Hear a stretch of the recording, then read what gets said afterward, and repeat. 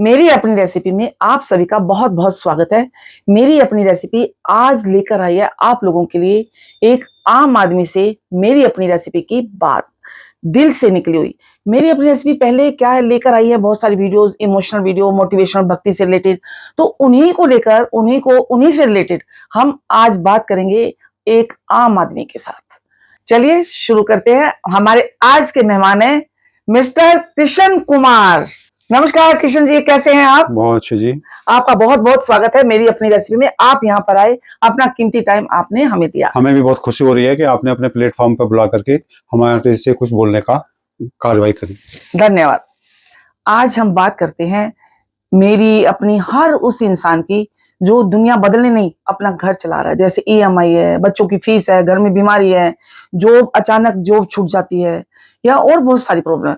तो आज हम आपसे बात करते हैं कि आप ये बताइए, जब आप यहाँ पर आए तो आपके मन में क्या सवाल उठ रहा था? मेरे को बड़ी खुशी हो रही थी कि मुझे मेरी अपनी रेसिपी ने अपने प्लेटफॉर्म पर बुलाने का न्योता दिया है। तो मेरे घर में भी परिवार पड़ोस में बड़ा गदगद कर रहे थे, अच्छा आप भी जा रहे हो वहाँ पर मेरी अपनी रेसिपी के प्लेटफॉर्म पर। तो चलिए पहला प्रश्न मैं आपसे पूछती हूँ कि आप, सुनने में आया मुझे आप पहले जॉब करते थे, जॉब से फिर आपने प्रॉपर्टी का काम शुरू किया, फिर आप शेयर में आ गए, ये कैसे? मैं BCom ग्रेजुएट हूँ। हाँ। तो अकाउंट्स में मैं काम करता था और वहाँ पर मैंने काफ़ी टाइम जॉब किया। और उसके बाद में फिर मैंने सोचा कि भाई जॉब में तो इतना स्कोप नहीं हो पाएगा, तो फिर मैंने प्रॉपर्टी का काम शुरू किया। प्रॉपर्टी का कैसे, आपको पहले से आता था या आपने किसी से सीखा? नहीं, मैं ऐसे सुनता था कि प्रॉपर्टी में बहुत ज़्यादा स्कोप है, बहुत पैसा है, तो और इसमें पैसा इन्वेस्ट करने की भी ज़्यादा ज़रूरत नहीं है, थोड़ा बहुत ज़रूरत है। तो मैंने जो है ना प्रॉपर्टी का बाई सेल रेंटल सर्विसेज का शुरू किया। प्रॉपर्टी, उसके बाद फिर आप शेयर मार्केट में कैसे आए? साथ के साथ में मैं फिर शेयर मार्केट भी करता रहा। मतलब प्रॉपर्टी के साथ साथ ही? जी। तो शेयर मार्केट तो जैसे बोलते हैं लोग कि तो जुआ है, सट्टा है, मतलब बहुत सारे लोग, सुनने में आया कि हार्ट अटैक हो जाता है, इतना मार्केट क्रैश होती है एकदम से। तो एकदम लोग, कई लोगों में तो पेशेंस ही नहीं होता, पैनिक हो जाते हैं, पूरा अपना सारा जितना भी सामान निकाल देते हैं, बेच देते हैं पैनिक होकर। तो ऐसा क्यों? ऐसा नहीं, जो क्या कहना चाहिए? जो आप कह रहे हैं ना वो नादान लोगों के लिए है कि भाई जुआ है, सट्टा है। ये शेयर मार्केट है, ये हमारी अर्थव्यवस्था का मेन पार्ट है। इसी से हमारे देश की अर्थव्यवस्था चलती है। जितने भी आपके घर के अंदर प्रोडक्ट आते हैं वो किसी न किसी कंपनी के आते हैं।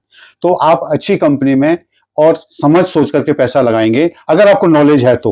और नॉलेज नहीं है और किसी के कहने पे ही आपने पैसा लगा दिया तो फिर इसके में कोई गारंटी नहीं। मतलब ये कैसे पता चलेगा कि मैं अच्छी कंपनी में पैसा लगा? कौन सी अच्छी कंपनी है? अब जैसे टीवी में दिखाते हैं, बड़े बड़े एक्सपर्ट हैं, बोलते हैं ये शेयर ले लो, मैंने भी शेयर का किया, लेकिन ये ले लो और पता चला वो शेयर एकदम नीचे लुढ़क जाता है, उनके कहे अनुसार चलते हैं तो एकदम उल्टा ही होता है। देखो जी, आप अगर शेयर मार्केट में ज्यादा नॉलेज नहीं है और आप जो है ना लॉस को बर्दाश्त नहीं कर सकते हैं, तो शुरू में आपको शेयर मार्केट में पैसा नहीं लगाना चाहिए।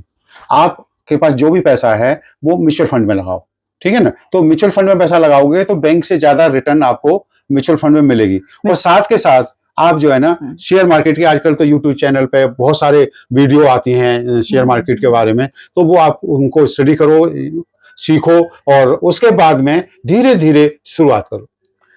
आपसे एक सवाल पूछ रहा था बीच में आपकी बात काटते हुए। ऑडियंस की तरफ से एक सवाल आया है पोल कि शेयर मार्केट के बारे में, मतलब जो आजकल के यूथ है वो ये चाहते हैं इधर पैसा लगाओ और इधर ऊपर।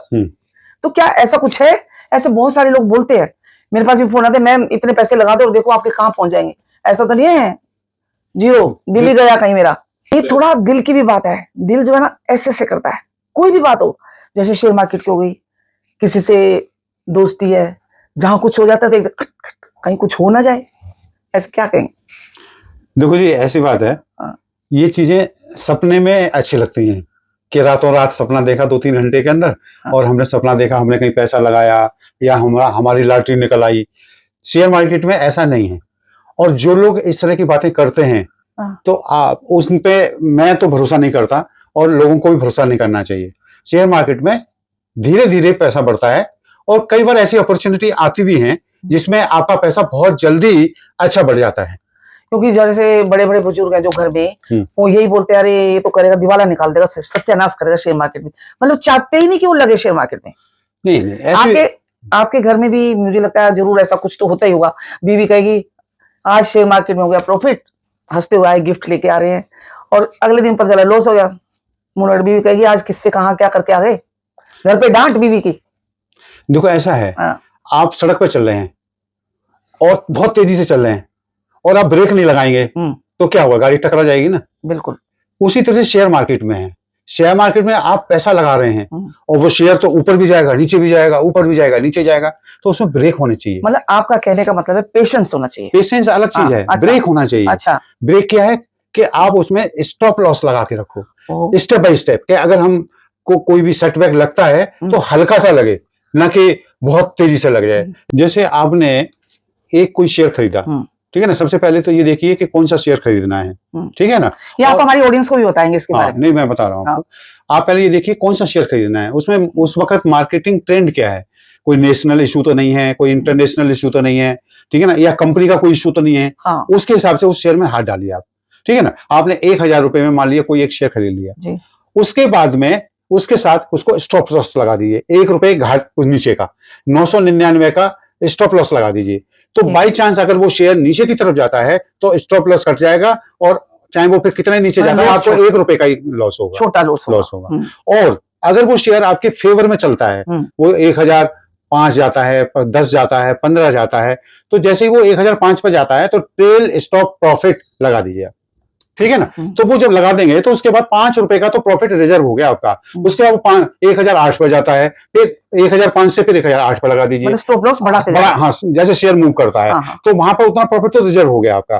तो आपको जो है ना, ये वो नहीं है कि अरे यार प्रॉफिट वाला था अभी लॉस में हो गया। मान लीजिए मार्केट नीचे आ रही है, हमने शेयर खरीदा हुआ है, फिर भी वही फंडा अपनाना है। हाँ, नहीं, उसमें फंडा फिर वो नहीं अपनाना है, वो तो आपका एक बार स्टॉप लॉस लग गया तो स्टॉप लॉस कट जाएगा, ठीक है ना। अब फिर वेट करिए कि भाई शेयर क्यों नीचे आ रहा है, देखिए क्यों नीचे आ रहा है, और फिर दोबारा हाथ डाल दीजिए। मान लो वो 995 पे आ गया, तो फिर 100 एक शेयर, जितनी भी आपकी गुंजाइश है, 1 शेयर, 10 शेयर, 100 शेयर खरीद लीजिए। हाँ, फिर जैसे वो और नीचे जाए, तो और नहीं, फिर वो आपको और नीचे जाएगा तो आपका तो 1 रुपए का स्टॉप लॉस लगा हुआ है, तो वो स्टॉप लॉस कट जाएगा, आप एकदम अलग हो गए। आपको मैक्स जो घाटा है वो 1 रुपए का होगा, ये नहीं कि वो आपकी पूरी पूंजी चली गई, वो चली गई। कहने का मतलब है कि स्टॉप लॉस लगाइए, जैसे आपने शेयर खरीदा 1 रुपए का स्टॉप लॉस लगाइए, और शेयर ऊपर चढ़ा फिर 1 रुपया लगा दीजिए। ट्रेल स्टॉप प्रॉफिट लगाना है, ठीक है ना। तो स्टॉप लॉस जब शेयर नीचे की तरफ जा रहा है और जब शेयर ऊपर की तरफ जा रहा है तो ट्रेल स्टॉप प्रॉफिट लगाना, मतलब जब आपकी फेवर में जाता है तो आप, ये है स्टॉप लॉस। अगर आप स्टॉप लॉस लगाकर चलेंगे तो आपको लॉस नहीं होगा। तो आप, आशा करती हूँ ये आपको जरूर समझ में आया होगा स्टॉप लॉस क्या होता है। क्या होता है, लोग बड़े पास स्टॉप लॉस लगा देते हैं और लॉस भी बड़ा बड़ा होता है, और पेशेंस होता नहीं है। प्रॉफिट तो हम लोग ना बहुत कम बुक करते हैं बड़े स्टॉप लॉस के, और लॉस हम करते ही रहते हैं। मतलब उससे ट्रेड से इतना प्यार हो जाता है, शादी ही कर लेते हैं उससे। तो वो ट्रेड से इतना प्यार मत करिए। मार्केट देखिए कहाँ जा रही है। चलिए, तो अब हम आते हैं आपकी थोड़ी सी पर्सनल लाइफ। हाँ, कोई बात नहीं, अगर आप बुरा ना माने। हम क्यों बुरा मानेंगे। आप एक साधारण फैमिली से, गांव से बिलोंग करते हैं, लेकिन आपकी जो शादी हुई है वो एक अच्छी मॉडर्न फैमिली से है, और आपके यहाँ तो बहुत लंबा लंबा घूंघट और बड़े, मतलब बहुत पर्दा प्रथा, और बड़ा मतलब बहुत पुराने विचारों के लोग हैं। कहीं जाना है, पूछना है, बिना पूछे जा नहीं सकते, जमीन में बैठ के बात करना है ना, तो बड़ों के सामने नहीं। तो ये कैसे, कहाँ से पटाई आपने लड़की। देखो जी, एक तो मेरा गांव हो गया, तो गांव में तो भाई प्रथा गांव वाली चलती है, और एक शहर हो गया, तो मैं तो गांव में भी रहा था, उसके बाद शहर में आ गया दिल्ली में। तो दिल्ली में आ गया तो फिर दिल्ली वाली भी मेरा अनुभव था और गांव वाला भी अनुभव था, और लोगों से सुनना, ये पता लगना कैसे किस तरह से है, तो मेरे को ज्यादा दिक्कत नहीं हुई मुझे, मतलब इस तरह से चीजें मैनेज करने में। तो ये गुरु मंत्र कुछ हमारी ऑडियंस को बताइए, लड़की को आपने पटाया कैसे। देखो जी, लड़की को जो आपकी पत्नी होने वाली है, उसको उसके साथ अच्छे रिलेशन बनाने के लिए सबसे पहले इस तरह की कुछ मीठी मीठी बातें, कुछ हल्की फुल्की बातें ऐसे करो जिससे कि वो दोनों का मन गदगद सा करे, ठीक है ना। और जो है ना, बीवी के साथ ज्यादा बहस नहीं करो। बहस करने से जो है ना, फिर हिंदुस्तान इस तरह से हो जाता है जैसे अलग अलग हिंदुस्तान पाकिस्तान इस तरह से टाइप का माहौल। आप ये जो बोल रहे हैं, क्या सचमुच में आप इम्प्लीमेंट करते हैं इस बात को, या खाली ऑडियंस को दिखाने के लिए बोल रहे हैं। नहीं, मैं तो बहुत ईमानदारी से बताइएगा। नहीं, मैं तो बहुत ज्यादा इम्प्लीमेंट करता हूँ। अच्छा। दूसरा, बीवी के सामने कोई भी बात होती है ना, तो बहस मत करो। मैंने एक वीडियो देख रहा था, उसमें अमिताभ बच्चन जी से किसी ने सवाल पूछा, उनकी जो क्विज आती है कौन बनेगा करोड़पति पे, तो उन्होंने पूछा कि बीवी के साथ में रिलेशन कैसे बढ़िया बने, तो उन्होंने बोला सुबह मॉर्निंग में वेरी सॉरी, कोई बात हो जाए, दोपहर को लंच में कोई बात हो जाए, वेरी सॉरी, डिनर तक जब कोई बात हो जाए तो वेरी, ये बोलो बस 3 लफ्ज बोलना है, वेरी सॉरी तो मैडम। मतलब सॉरी सॉरी बोलते रहो और जो गलती है वो करते तो रहो। सामने वाले का दिल जो है ना वैसे ही पिघल जाएगा, नो कि ये तो कोई आर्गुमेंट ही नहीं कर रहा, कुछ भी नहीं कर रहा और सॉरी बोल रहा है, तो फिर कहाँ मतलब बचता है आपकी इसको? शादी हो गई, सब कुछ ठीक ठाक चल रहा है, सब हाँ, कुछ। हाँ। अब आप हमारी ऑडियंस को कुछ कहना चाहेंगे, कुछ मतलब जो आप लोगों की जो लाइफ से जुड़ी है, लोग बहुत स्ट्रगल कर रहे होते हैं, बहुत ज्यादा। हाँ। तो वो क्या होता है कि काम कुछ शुरू करते हैं, हाँ। जब उनको लगता है कि इसमें कुछ भी हमें सफलता नहीं मिल रही है, हाँ। तो डीमोटिवेट हो जाते हैं। हाँ। मतलब जो हार जाते हैं वो, तो उनको गिव अप करना चाहिए या नहीं करना चाहिए? देखो, हार तो माननी नहीं चाहिए। जब आदमी हार मान लेता है तो फिर वो जो है ना एकदम गिर पड़ता है। चाहे जीवन का यात्रा हो, बिल्कुल, चाहे व्यापार की यात्रा हो, हार नहीं मानना चाहिए। और इंसान हारता तो है ही नहीं, उसे किसी फल की प्राप्ति नहीं होती है तो उसे अनुभव की प्राप्ति तो होती है। अगली बार जब वो उसके लिए फाइट करेगा व्यापार के लिए, तो उसके साथ अनुभव उसका जुड़ जाएगा, तो हार नहीं होती है। और जीत तभी आती है जब लटके झटके लगते हैं। राइट। किसी भी बिजनेस में, किसी भी जीवन में जब तक लटके झटके नहीं लगेंगे तब तक वो ऊपर नहीं पहुंचेगा। तो हार और मन उदास हो गया, इस तरह की जो चीजें हैं वो मोटिवेट करो। आप गहरी लंबी लंबी सांस लो, पानी पी लो और थोड़ा सा 1 ही मिनट का मेडिटेशन करो, तो आपको एनर्जी आएगी और एनर्जी आएगी, आप फिर लग जाइए। जीवन में काम आपका यह है कि आपने कदम से कदम मिला करके चलते रहना है, ठीक है ना। सीखना है, चलते रहना है, सीखना है, चलते रहना है, हार नहीं माननी है। वाह, क्या बात है। देखिए, आम आदमी से भी कितना कुछ सीखने को मिलता है, और हम लोग क्या आम आदमी सोचते हैं इसको कुछ पता नहीं होगा, ऐसा नहीं है। देखो जी, ऐसा है, आपने मेरे से सवाल तो बहुत कर लिए। आप मुझे ये बताओ, आप अपनी मेरी रेसिपी से बताओ कि आपको हार माननी चाहिए या आपके पास कुछ विशेष उपाय है इस चीज का? बिल्कुल नहीं, आपने बहुत सही पूछा है, एकदम अच्छा लगा मुझे। मेरी अपनी रेसिपी का सिंपल सा फार्मूला है और ये सभी के लिए ही है। पहला है 4 चीजें, अगर आप इनको फॉलो करते हैं ना, फिर आपको सफल होने से कोई नहीं रोक सकता। पहली, क्या कहेंगे लोग, सबसे बड़ी बीमारी है ये। लोगों की परवाह नहीं करनी आपको, क्योंकि लोग तो कभी भी आपको आगे बढ़ने देना ही नहीं चाहते, पीछे खींचेंगे आप, आ जाओ आ जाओ आ जाओ। दूसरा, आप में करने का जज्बा होना चाहिए। मेरा तो मूड खराब है, मैं ये कर सकता हूं? अरे भाई, क्यों नहीं कर सकते? हर इंसान में कोई ना कोई क्वालिटी होती है, लेकिन उसको पता नहीं होता अपनी क्वालिटी का। चौथा, अरे मैडम, तीसरा तो बोलो। ओ ठीक, मैं आपकी बातों में इतनी खो गई, हाँ। भूल ही गई कि तीसरा पॉइंट भी था। अच्छा। हाँ, क्योंकि आपने जो बातें बताई हैं। हाँ, तो तीसरा बताओ आप। तीसरा, मेरा तो मूड नहीं है। अरे भाई, मूड नहीं है तो फिर आप कैसे काम करो, नहीं कर सकते आप। चौथा और सबसे इंपॉर्टेंट, मेरी तो किस्मत ही खराब है। जो लोग किस्मत को कोसते रहेंगे वो कैसे काम करेंगे? खाना भी बनाएंगे आप, बाहर से सामान लाएंगे और बैठो किस्मत ही खराब है। अरे भाई, जब बनाओगे तभी तो खाओगे, इसमें किस्मत का क्या दोष है? तो ये 4 चीजों को फॉलो कर लो, कोई नहीं रोक सकता आपको आगे बढ़ने से। ये है अपना तो। नहीं, ये मैडम तो आपने बहुत अच्छी बात बताई, ये तो बहुत आपका जो फार्मूला है वो बहुत अच्छा है, मेरे को मतलब और दिल गदगद करने लगा मेरा। क्योंकि भगवान ने कोई भी फालतू नहीं बनाया, सब में कुछ ना कुछ है। बहुत अच्छा। अच्छा, आपके मन में भी कभी तो आता होगा, जो बड़े बड़े लोग हैं, बड़ी बड़ी पर्सनालिटी है, तो उनके बारे में आप कैसा महसूस करते हैं? एक आम आदमी कैसे महसूस करता है? मैडम, क्या बात करते हो आप? हाँ। ये जो बड़े बड़े उद्योगपति हैं, बड़े बड़े राजनेता हैं, बड़े बड़े अभिनेता हैं, ये भी एक दिन आम आदमी थे। बिल्कुल सही, ठीक है ना। बिल्कुल, आम आदमी ही उद्योगपति बनता है, आम आदमी ही अभिनेता बनता है। आप फिल्म लाइन में देख लो कि भी पहले रेलवे स्टेशन पर सोते थे, कमरे में वो नहीं था, तो वो आम आदमी से भी नीचे वाले आदमी थे। आज देख लो वो कहां पर पहुंच गए। पैसे की कोई कमी नहीं और किसी चीज की कोई कमी नहीं।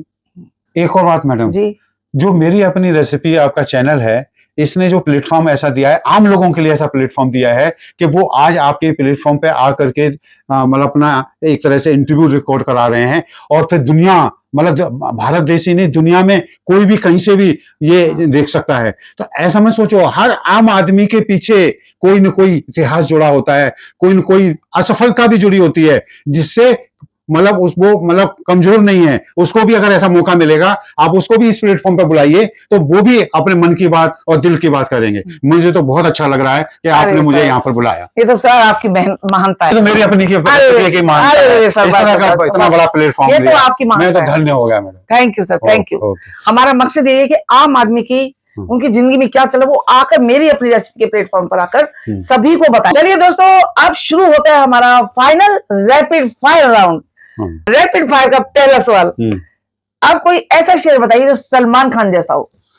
देखो, सलमान खान जो हैं वो सुपरस्टार हैं और पर्सनल लाइफ में भी हैं और पर्दे के ऊपर तो हैं ही हैं और दिलदार भी हैं, तो उनके लिए तो मेरे ख्याल से रिलायंस जैसा शेयर उनको करता है। बहुत बढ़िया।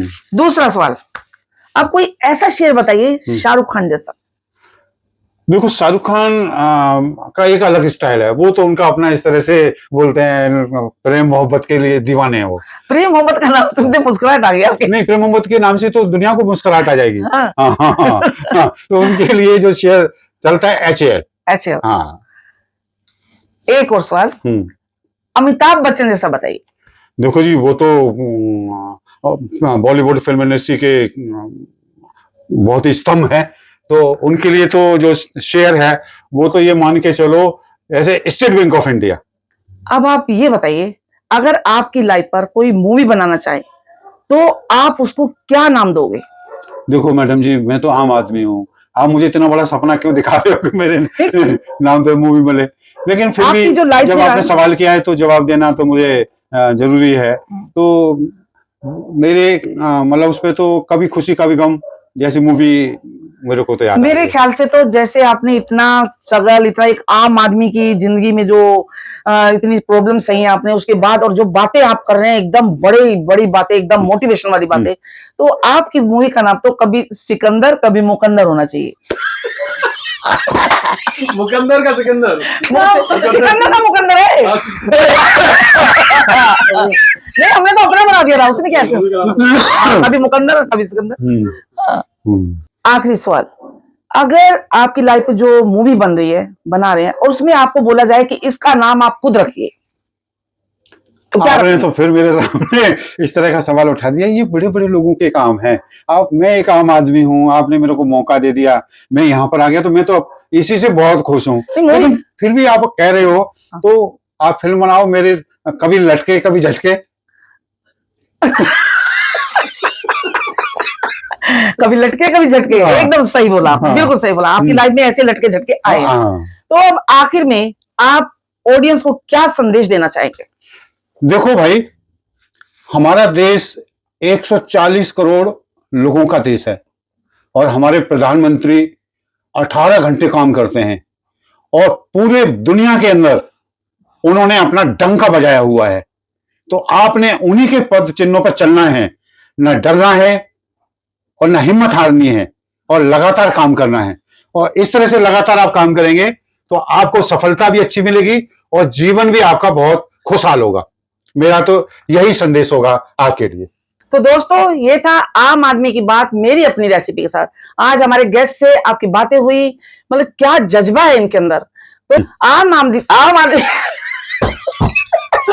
तो दोस्तों ये थी हमारी आज की आम आदमी की मेरी अपनी रेसिपी के साथ बातचीत। फिर मिलते हैं एक नई बातचीत के साथ, नई रेसिपी के साथ, आम आदमी के साथ बात अगले हफ्ते। क्या बोल रहे हैं दोस्तों? फिर मिलते हैं मेरी अपनी रेसिपी की, ठीक है? अच्छा, आम आदमी की बात मेरी अपनी रेसिपी के साथ, ठीक है। तो दोस्तों, फिर मिलते हैं आम आदमी की बात मेरी अपनी रेसिपी के साथ। जुड़े रहिए हमारे साथ मेरी अपनी रेसिपी की यात्रा के साथ, और चैनल पर नए हैं तो सब्सक्राइब करिए और हमें फॉलो करना ना भूलिए ऐसी और नई नई बातचीत के साथ। अगले हो सकता है अगले आपके साथ ही बात हो। As a token of gratitude छोटा सा बुके हम आपको देना चाहेंगे। बहुत अच्छा मैडम, थैंक यू, धन्यवाद। आपने हमें मौका मिला और अपने प्लेटफॉर्म पे मेरी अपनी रेसिपी पे, और हम ईश्वर से, गुरु जी से प्रार्थना करेंगे कि आप सुख समृद्धि मिले आपको। धन्यवाद।